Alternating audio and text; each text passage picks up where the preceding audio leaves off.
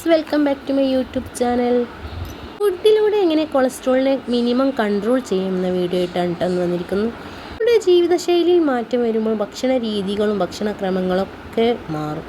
പ്രായവ്യത്യാസമില്ലാതെ തന്നെ മിക്ക പേരിലും കാണപ്പെടുന്നു എന്നാണ് കൊളസ്ട്രോൾ. ധാരാളം കൊഴുപ്പടങ്ങിയ ഭക്ഷണം കഴിക്കുന്നത് മൂലം രക്തക്കുഴലുകളിൽ കൊഴുപ്പ് അടിഞ്ഞുകൂടി ബ്ലോക്ക് ഉണ്ടാകുന്നത് മൂലമാണ് കേട്ടോ കൊളസ്ട്രോൾ ഉണ്ടാകുന്നത്.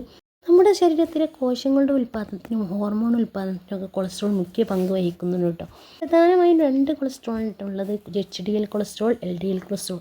അപ്പോൾ HDL കൊളസ്ട്രോൾ പറഞ്ഞാൽ നല്ല കൊളസ്ട്രോളും LDL കൊളസ്ട്രോൾ പറഞ്ഞാൽ ചീത്ത കൊളസ്ട്രോൾ ഉണ്ട്. ഈ LDL കൊളസ്ട്രോൾ കൂടുമ്പോഴാണ് കേട്ടോ കൈക്ക് തരിപ്പും ജോയിൻറ്റുകളിൽ വേദനയും കൈക്കാലുകളിലൊക്കെ വേദനയും ഒക്കെ ഈ LDL കൊളസ്ട്രോൾ ഉണ്ടാകുമ്പോഴാണ് കേട്ടോ. കൊളസ്ട്രോൾ കൂടിയാൽ അറ്റാക്ക്, സ്ട്രോക്ക് പോലത്തെ രോഗങ്ങൾക്കൊക്കെ നമ്മൾ വിധേയമാകേണ്ടി വരും കേട്ടോ.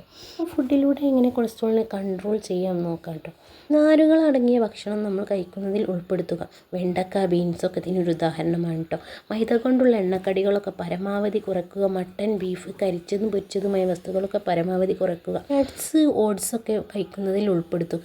പ്രധാനമായും വേണ്ടത് വ്യായാമമാണ് കേട്ടോ. ഒരു ദിവസം അരമണിക്കൂറെങ്കിലും നിങ്ങൾ വ്യായാമം ചെയ്യേണ്ടതാണ്. ഇങ്ങനെയൊക്കെ ചെയ്താൽ കൊളസ്ട്രോളിനെ ഫുഡിലൂടെ ഒരു പരിധിവരെ നമുക്ക് നിയന്ത്രിക്കാം. നമ്മുടെ ചെറിയ അശ്രദ്ധ മൂലമാണ് നമ്മൾ വലിയ രോഗങ്ങൾക്ക് വിധേയമാകുന്നത്. സന്തുഷ്ടമായ കുടുംബജീവിതത്തിന് ആരോഗ്യം മുഖ്യ പങ്ക് വഹിക്കുന്നുണ്ട്. നിങ്ങൾക്ക് എൻ്റെ വീഡിയോ ഇഷ്ടപ്പെട്ടെങ്കിൽ ലൈക്ക് ചെയ്യുക, ഷെയർ ചെയ്യുക, സബ്സ്ക്രൈബ് ചെയ്യുക.